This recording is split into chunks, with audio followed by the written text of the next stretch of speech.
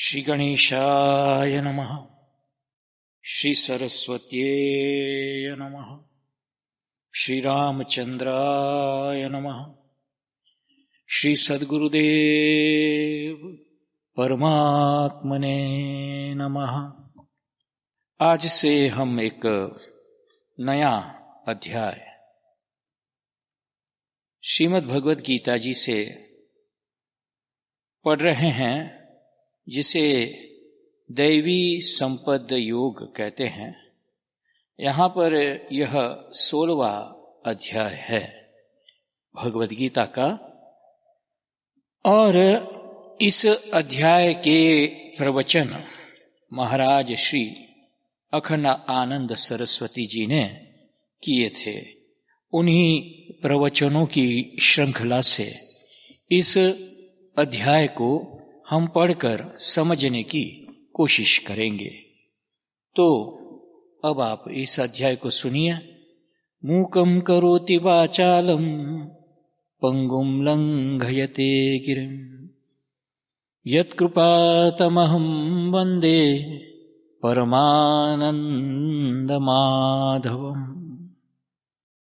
महाराज श्री कहते हैं कि 16-17 वर्ष की उम्र में घर से भाग भाग कर साधुओं की खोज में जाया करता था। एक बार सुना कि चुनार के पास दुर्गा खोह में बहुत अच्छे संत रहते हैं। उनका नाम है एकलिंग स्वामी। सत्संग की बात होती थी वहां, तो गीता की चर्चा चली। उन्होंने गीता की कुछ ऐसी बातें सुनाई कि सुनकर बहुत आश्चर्य हुआ।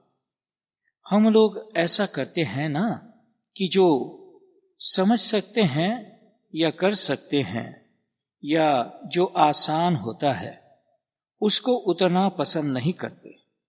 बोले जो सबसे बढ़िया साधन हो हम तो वही करेंगे। यह नहीं देखते कि हम उसको कर भी सकते हैं कि नहीं, समझ भी सकते हैं कि नहीं। सुनेंगे तो ब्रह्म सूत्र ही सुनेंगे, चाहे उसका एक अक्षर भी समझ में ना आए। हम करेंगे तो वेदांत चिंतन ही करेंगे। अपने में अधिकार से, अपनी हैसियत से, अपनी योग्यता से ऊंचा साधन जब करना चाहते हैं तब उसमें स्थिति नहीं होती है, निष्ठा नहीं होती है। जैसे कोई जहां चढ़कर नहीं जा सकता हो, वहां जाने के लिए बार बार उछलने कूदने का प्रयास करे तो गिरता है। उसी प्रकार जो लोग अपनी योग्यता से बहुत ऊंची साधना करना चाहते हैं, उनकी स्थिति साध्य में न होकर, साधना में निष्ठा भी न होकर गिर जाती है। जिनको नाम जाप करना चाहिए, यदि वे अंतकरण वच्छिन्न, विषयावच्छिन्न चैतन्य की एकता करने लगेंगे तो एकता होगी नहीं, नाम भी छूट जाएगा। बड़ा आश्चर्य होता है जब कोई आकर पूछता है कि महाराज हमको नाम जाप करते करते और जो आपने बताया वह करते करते बहुत दिन हो गए, अब कुछ आगे की बात सुनाइए। अब कुछ आगे की बात सुनाइए। यदि साधन में निष्ठा हो जाती है तो उसमें जो कुछ आगे हैं सो अपने आप ही आ जाता है। आगे कहां से बढ़ेंगे? जहां पांव जमाना चाहिए वहां तो जमा ही नहीं। अभी कल ही की बात है, कोई सज्जन आए थे हमारे पास। बोले महाराज मैंने सुना है कि एक ऐसा पंथ है जिसमें जब आदमी मरने लगता है तो उसके जो गुरुजी है वे आते हैं और अपने कंधे पर उस जीव को उठाते हैं। उठा के ले जाकर वे उसे भगवान के धाम में पहुंचा देते हैं। वहां से फिर गुरुजी लौट आते हैं। मैंने पूछा फिर वह लौट क्यों आते हैं? भगवान के धाम में अपने बच्चे को तो पहुंचा देते हैं और फिर दूसरे बच्चे को लेने के लिए आ जाते हैं क्या? उनकी कृपा तो बहुत है, लेकिन ऐसी ऐसी जो बातें हैं ना, वे आदमी को साधन से गिराती है, उठाती नहीं है। करना तो तुम्हें स्वयं पड़ेगा, दूसरा कोई तुमको अपने कंधे पर उठाकर भगवान के धाम में पहुंचा देगा, ऐसा नहीं होना चाहिए। वह जो महात्मा थे चुनार में, उन्होंने गीता के व्याख्यान के लिए हमको 2 पुस्तकें दी। एक का नाम था स्वयं विमर्श गीता और दूसरी का नाम था स्वप्रकाश गीता। माने हम गीता से ही गीता का अर्थ निकालें, स्वयं विमर्श।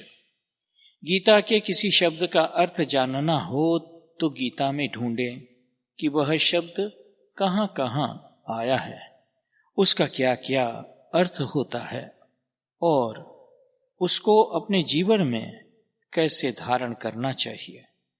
और दूसरी टीका का नाम था स्वप्रकाश, माने अपनी प्रतिभा, अपनी बुद्धि ऐसी जागृत होनी चाहिए कि भीतर से गीता का अर्थ जो है वह स्वयं प्रकाशित होने लगे।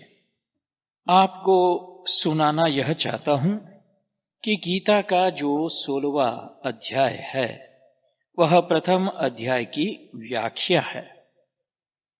यही स्वयं विमर्श है। पहले अध्याय में क्या कहा गया है, यह आप पहले अध्याय की कहानी पढ़कर नहीं समझ सकते। स्पष्ट रूप से 16वें अध्याय में माने धन, संपदा माने खजाना, हमारे जीवन का धन, हमारे जीवन का अंतरंग खजाना। मां शुचः संपदम दैवी मभिजातो असि पांडव। हे अर्जुन, तुम शोक मत करो, तुम्हारे जीवन में दैवी संपत्ति आ गई है। तुम वहां पहुंच चुके हो जहां दैवी संपत्ति रहती है, और एक होती है आसुरी संपत्ति। आसुरी संपत्ति अहंकार, बलम, दर्पम, कामम, क्रोधम, परिग्रहम।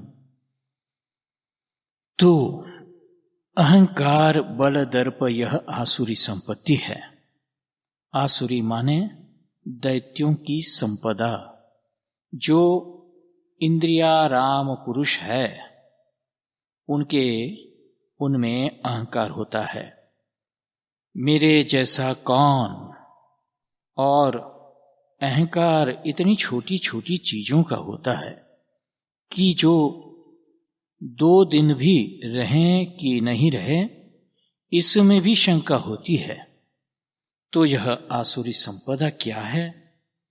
पहले अध्याय में तो यह दुर्योधन का जैसा वर्णन है वह है आसुरी संपदा का वर्णन, और अर्जुन का जैसा वर्णन है वह है दैवी संपदा, देवताओं के धन का वर्णन। देवताओं के धन में क्या है? उसमें अपना सुख स्वार्थ विशेष रूप से नहीं देखा जाता। दुर्योधन ने कहा, ये जो राजा लोग यहां इकट्ठे हुए हैं वे मदर्थे त्यक्त जीविताः, मेरे लिए मरने को तैयार है। माने ये मरेंगे तो मरेंगे, लेकिन हमको राज्य मिलेगा। और अर्जुन के जीवन की क्या स्थिति है कि येषामर्थे कांक्षितम नो राज्यं भोगाः सुखानि च ते इमे अवस्थिता युद्धे प्राणान् त्यक्त्वा धनानि च।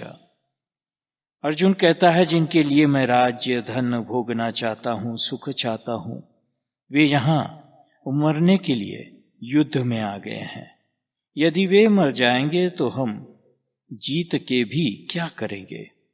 अर्जुन का विवेक जाग रहा है।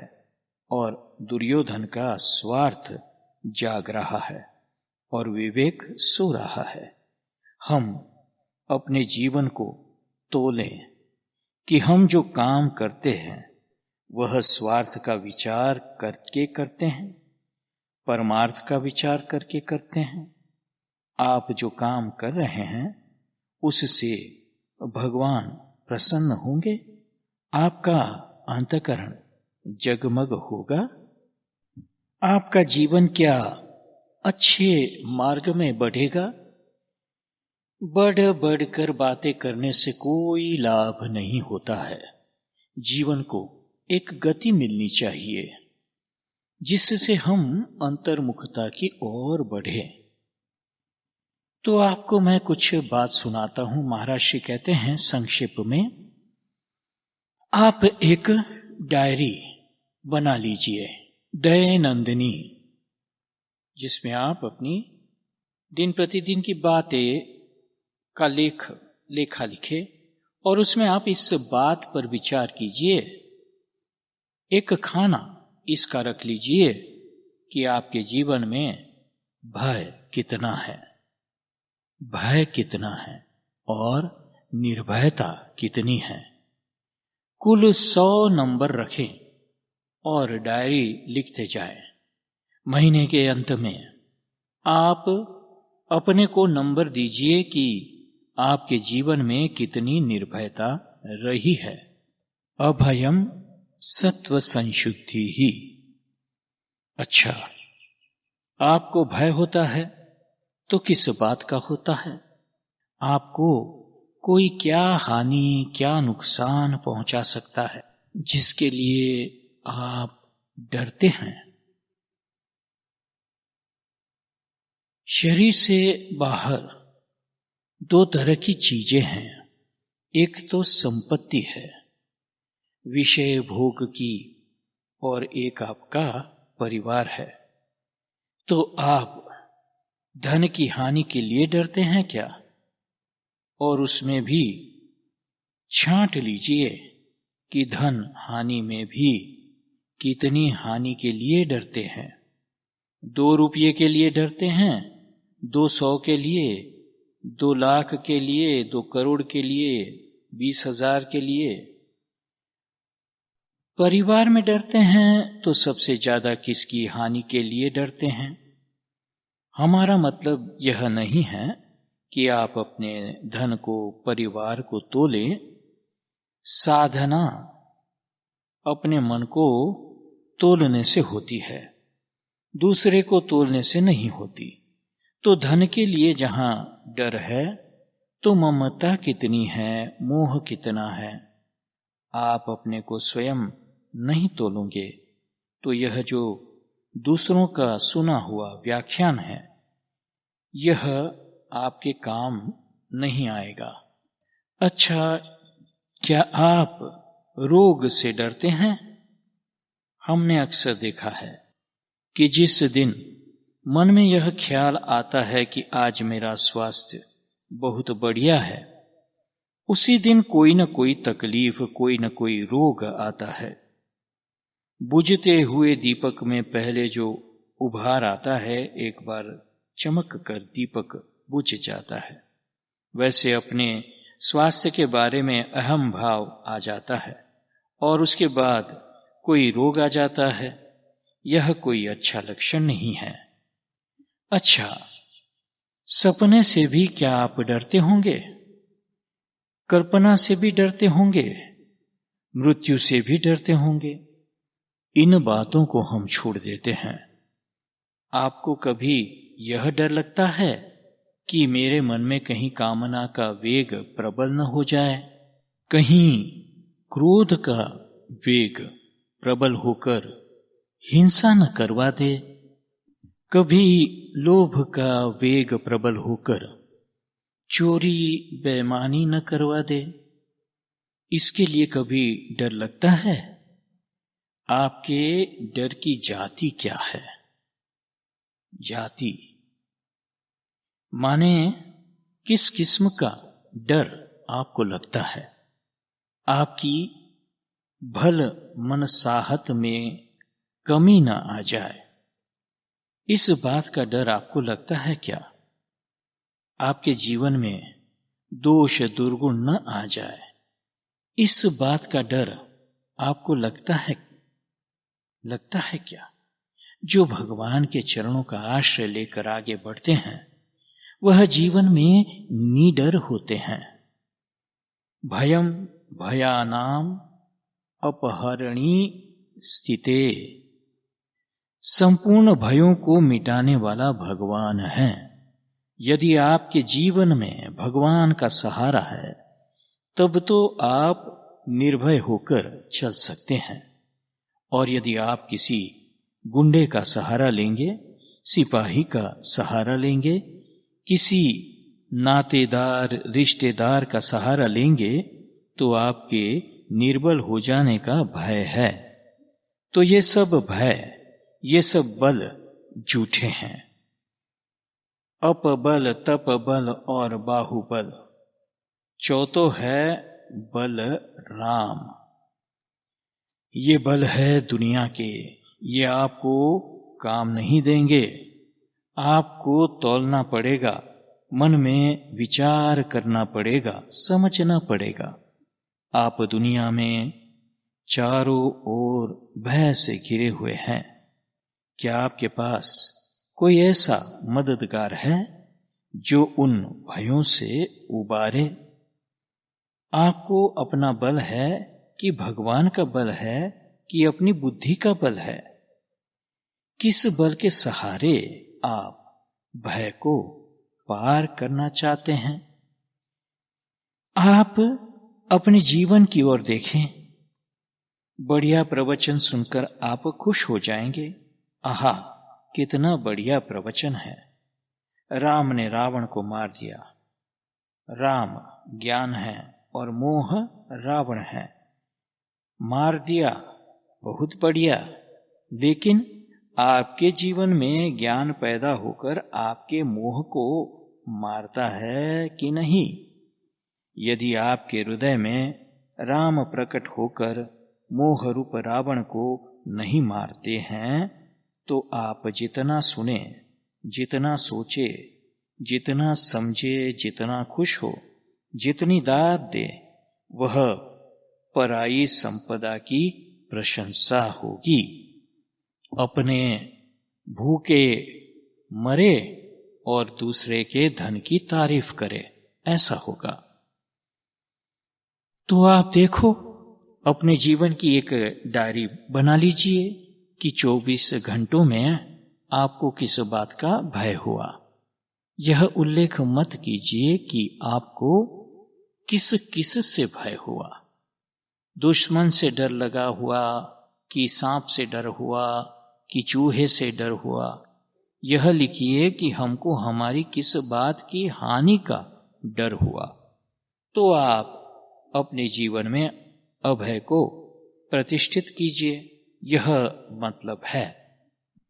अब महाराज जी कहते हैं, आप दूसरी बात पर ध्यान दें। आप अपने अंतःकरण पर जरा निगाह रखिए कि आपके अंतःकरण में कितना तमोगुण प्राप्त है, कितना रजोगुण आता है, कितना सत्वगुण आता है। जैसे शाम का समय हुआ, एक मन ने कहा सायंकाल भगवान का भजन करना चाहिए, संध्या वंदन करेंगे, जप करेंगे, ध्यान करेंगे। एक मन ने कहा सिनेमा देखो, क्लब में चलो। एक मन ने कहा सो जाओ। तो 3 बातें आपके मन में आई, भगवान का भजन करने की, सिनेमा देखने की और निद्रा, आलस्य, प्रमाद में समय बिताने की।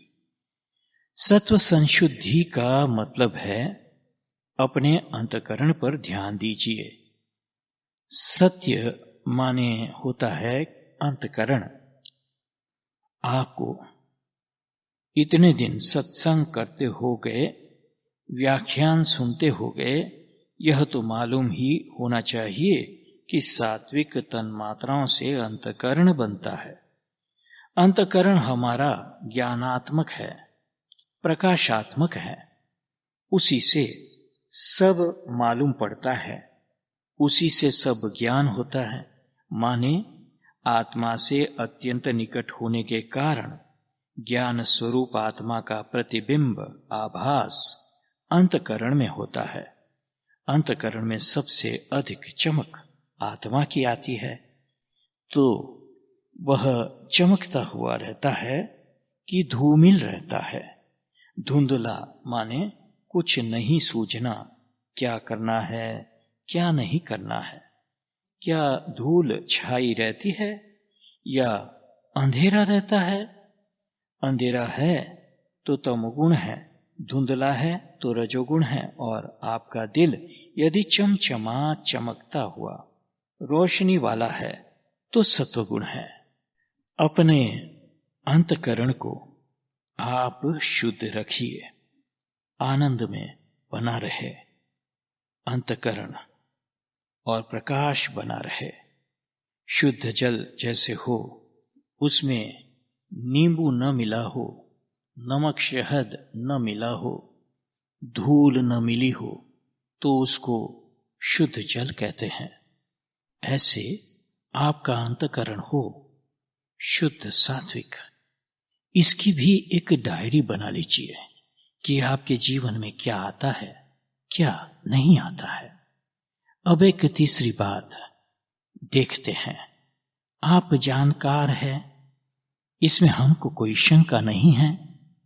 कहां कहां से आप पैसा निकाल लेते हैं, इसकी अकल तो आपके अंदर है ही।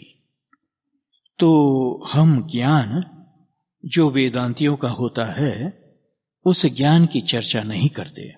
हम इसकी चर्चा करते हैं कि आपको ज्ञान है कि ईमानदारी का बर्ताव करना चाहिए, है कि नहीं? बोले नहीं है। अच्छा, जब तुमसे कोई बेईमानी करता है तो कैसा लगता है? बुरा लगता है कि नहीं? तो तुम किसी से बेईमानी करोगे तो बुरा लगेगा कि नहीं? न तत्परस्य संदध्यात प्रतिकूलम यदात्मनः। जो अपने लिए उल्टा पड़ता हो, वह दूसरे के लिए भी उल्टा पड़ेगा। तुम्हें कोई गाली दे तो बुरा लगता है, तुम गाली दोगे तो उसको भी बुरा लगेगा। तुम्हारा धन कोई ले जाए तो तुमको बुरा लगता है, तो दूसरे का तुम ले लोगे तो उसको भी बुरा लगेगा। तुम्हारी बहू बेटी की ओर कोई बुरी निगाह से देखे तो तुम्हें बुरा लगता है, और तुम दूसरे की बहू बेटी की ओर बुरी निगाह से देखोगे तो उसको बुरा लगेगा कि नहीं लगेगा। तो ज्ञान योग व्यवस्थिति ही का सीधा सीधा मतलब आपको यह सुनावे कि आपको जैसा ज्ञान है उसके अनुसार आपका आचरण होता है कि नहीं। एक सेठ थे कलकत्ते में, उनका नाम था जयदयाल कसेरा। शायद महाराज जी कहते हैं यहां मारवाड़ी लोग हैं तो जानते होंगे। हमसे कभी कभी हंसी में बोलते थे, कहते थे पंडित जी, उन दिनों में पंडित जी था तब की बात है, अब बाबा जी हो गया हूं। बाबा जी होना दूसरी बात है, पंडित जी होना दूसरी बात है। कि पंडित जी आधा ज्ञान हमको हो गया है, आधा बाकी है। भगवान की कृपा से कभी हो जाएगा कि सेठ जी आधा ज्ञान क्या होता है, कि देखो आधा ज्ञान यह है कि अपनी संपत्ति को दूसरे की समझना परमार्थ के लिए और दूसरे की संपत्ति को अपने लिए समझना, ये ज्ञान के दो रूप है। सो आधा तो हमको हो गया कि क्या हुआ सेठ जी कि दूसरे की संपत्ति को हम अपनी समझते हैं, इतना तो हो गया। बाकी आधा ज्ञान बाकी है कि अपनी संपत्ति को भी दूसरे की समझे। तो इस जन्म में नहीं होगा तो अगले जन्म में हो जाएगा, उसकी जल्दी क्या है। तो भाई मेरे, ज्ञान योग व्यवस्थिति ही का मतलब है आप अपनी समझ का अपमान करते हो कि नहीं? सबसे बड़ा अपराध, सबसे बड़ा पाप यही है कि आप समझते कुछ है और करते उसके विपरीत है। इसमें केवल ईश्वर का अपमान नहीं है, इसमें केवल गुरु का अपमान नहीं है, केवल शास्त्र का अपमान नहीं है, इसमें अपना और अपनी बुद्धि का अपमान है। जो ज्ञान तुम्हें ईश्वर की कृपा से प्राप्त है, उसके विपरीत चलते हो तो आप अपने जीवन को अपनी बुद्धि, अपने विवेक, अपने ज्ञान, अपने ही अनुभव के अनुसार चलाइए। आत्मनः प्रतिकूलानि न परेशान समाचरेत। क्योंकि आपको कोई गाली देता है तो बुरा लगता है, तो आप गाली मत दीजिए। आपको कोई टेढ़ी नजर से देखता है तो आपको बुरा लगता है, तो आप भी टेढ़ी नजर से मत देखिए। यह जो अपने ज्ञान के अनुसार अपने जीवन को न चलाना है, यह आसुरी संपदा है। आप दैवी संपदा को अपने जीवन में ले आइए। दानम दमश्च यज्ञश्च। अच्छा, आप देखिए, वासना तो बहुत बड़ी है, हमारी अपनी है। आपको क्या सुनावे। को भल कहूं देहु कछु को भल कहूं देहु कछु को असवासना हृदय ते न जाई। असवासना हृदय ते न जाई। हे हरि यह भ्रम की अधिकाई। हे हरि यह भ्रम की अधिकाई। देखत सुनत विचारत मन संशय संदेह न जाई। देखत सुनत विचारत मन संशय संदेह न जाई। हे हरि यह भ्रम की अधिकाई। कितनी भूल भरी है हमारे जीवन में। देखते हैं, सुनते हैं, विचारते हैं, परंतु मन पकड़ नहीं पाता है।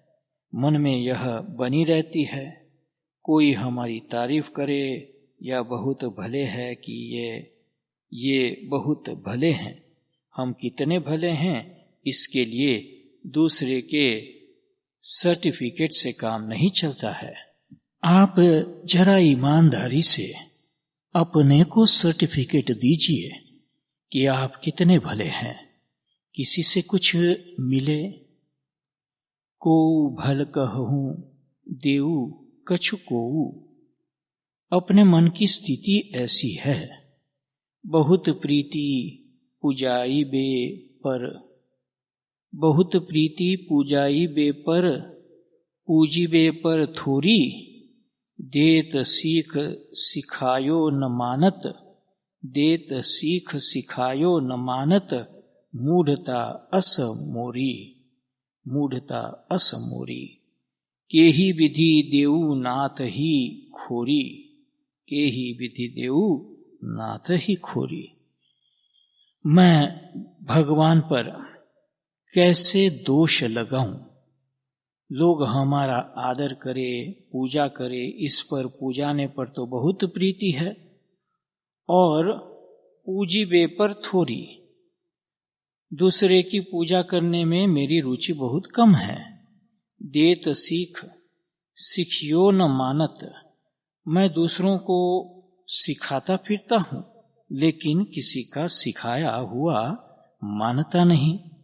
मूढ़ता असमोरी, ऐसी मेरी मूढ़ता है। के ही विधि देवनाथ ही खोरी। भाई मेरे, अंतकरणावच्छिन्न चैतन्य विषयावच्छिन्न चैतन्य से एक होता है, तब ज्ञान होता है। यह याद कर लेने से ज्ञान नहीं होता। ज्ञान रूप राम ने मोह रूप रावण को मार दिया। होगी त्रेता युग की बात। जब तक आपके हृदय में ज्ञान राम का उदय नहीं होगा और आपके मोह रूप रावण को नहीं मारेगा, जब तक आपका मोह नहीं मिटेगा, नहीं मिटेगा तब तक वह ज्ञान किस काम का। किस पोथी में क्या लिखा है, किसने क्या कहा है, यह बात दूसरी है। आप अपने दिल की पोथी पढ़िए, अपने दिल की पोथी पढ़िए। आपको लेना ही आता है कि देना भी आता है। दान दमश्च यज्ञश्च, बाबा क्या दे, हमारे पास क्या है। मनुस्मृति में बताया है कि आपके घर में कोई आए तो चटाई बिछाने के लिए आपके घर में है कि नहीं, नहीं है। अच्छा, धरती तो है ना, धरती साफ करके स्वच्छ करके बैठा दीजिए। तृणानि भूमि ही उदकम वाक चतुर्थी च सूनृता, वाक चतुर्थी च सूनृता। यदि आपके घर में कुछ खिलाने के लिए नहीं है तो पानी तो पिला दीजिए। नहीं बाबा, हमारे घर में तो पानी भी नहीं है। अच्छा, तो मीठा बोलिए तो सही। वाक चतुर्थी च सूनृता एतान्यपि सताम गेहे नोच्छिद्यन्ते कदाचन, मनुस्मृति में कहा है। यह तो आपके घर में है, एक चटाई दे दे बैठने के लिए, एक स्वच्छ भूमि दे दे, पानी पीने को दे दे, और न बने तो मीठी मीठी बात तो कर ले। वाक चतुर्थी च सूनृता अर्थ है सत्य और मधुर वाणी से मिलने वाले को पवित्र कर दे, तृप्त कर दे। आप क्या देते हैं? दिन भर में अपने हाथ से 2 आदमियों को गिलास में पानी पिलाते हैं कि नहीं? यह तो नौकर चाकर का काम है, बाबू लोगों का थोड़े ही है कि किसी को पानी दे। अरे भाई, मीठा बोल तो सही। अच्छा, कोई आपके घर में आया तो उस पर कभी आपने अपने हाथ से पंखा जला है, अपने हाथों से पानी पिलाया है, अपने हाथ से खिलाया है, उसको कुछ दिया है? वैसे तो घर में जो संपदा आती है, धन आता है ना, वह दूसरों का हिस्सा थोड़ा बहुत काट कर आता है, वह दूसरों का हिस्सा थोड़ा बहुत काट कर आता है। यह आप जो बढ़िया बढ़िया कपड़े पहनते हैं, बढ़िया बढ़िया मकान में रहते हैं, भगवान करे आपको और बढ़िया मिले, उसमें हमको कोई आपत्ति नहीं है, परंतु क्या ईमानदारी से ही आता है? और जिसका हक लेकर यह आता है, जिसको दुख देकर यह आता है, जिसको दबा दबा कर आता है, उसको जो दुख होता है उसमें आपको थोड़ा तो हिस्सेदार होना पड़ेगा। जिसका हक आपके घर में आता है, उसकी हाय आपके घर में आती है। कुछ पशुओं का हिस्सा आपके घर में आ जाता है, कुछ पक्षियों का हिस्सा भी आ जाता है, कुछ गरीबों का, कुछ पीड़ितों का, कुछ मरे हुए लोगों का भी हिस्सा आ जाता है। उससे बचने के लिए आप कोई उपाय करते हैं क्या? यदि आप दान नहीं करेंगे तो वह इकट्ठा होता जाएगा, इकट्ठा होता जाएगा। हमने देखा है, बड़े बड़े राजा महाराजा मिनटों में धूल में मिल गए, बड़े बड़े करोड़पति अरबपति भस्मसात हो गए। नानुपहत्य भूतानि भोगस्तम भवति, दूसरों को सताए बिना कोई भोगी नहीं हो सकता। सुन लीजिए, दूसरों को सताए बिना कोई भोगी नहीं हो सकता। और जब आप दूसरों को सताते हैं तो उनको आराम देने के लिए भी कुछ आपको करना चाहिए। पहले मारवाड़ियों के गांव में जहां तहां तालाब मिलता था, कुआं मिलता था, तीदरी मिलती थी, औषधालय मिलता था, पाठशाला मिलती थी। जो ब्राह्मण घर में यज्ञोपवीत विवाह कराते थे उनको दक्षिणा मिलती थी, उनकी जीविका चलती थी, उनके पढ़ने की व्यवस्था होती थी।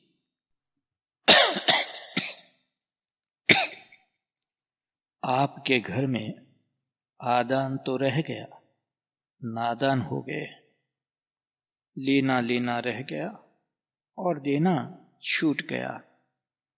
आपके घर से देवता निकल गया और दैत्य रह गया।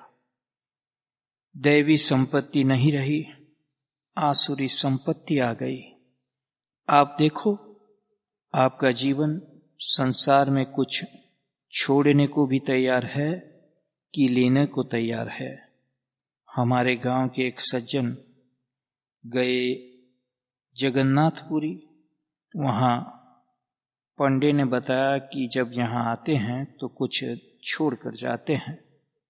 कुछ छोड़ो, वे हमारी ही जात बिरादरी के थे, ब्राह्मण थे। उनको यह तो ख्याल आया नहीं कि झूठ छोड़ो, कि गाली देना छोड़ो, कि गुस्सा छोड़ो। सोचने लगे चीज क्या छोड़े, तो अंत में मिठाई भी नहीं छूटी, कोई अन्न भी नहीं छूटा, कोई फल भी नहीं छूटा। बात आई कि ये आलू छोड़ दें। अरे राम राम, भंडारा भोजन का क्या करेंगे? काशी फल छोड़ दें कि वह कैसे छूटेगा? तो अंत में उन्होंने सोचा गूलर का फल कभी नहीं खाएंगे। अब गूलर का फल तो कभी खाते ही नहीं हैं, तो यह हमारे मन की स्थिति है। ओम शांति शांति शांति।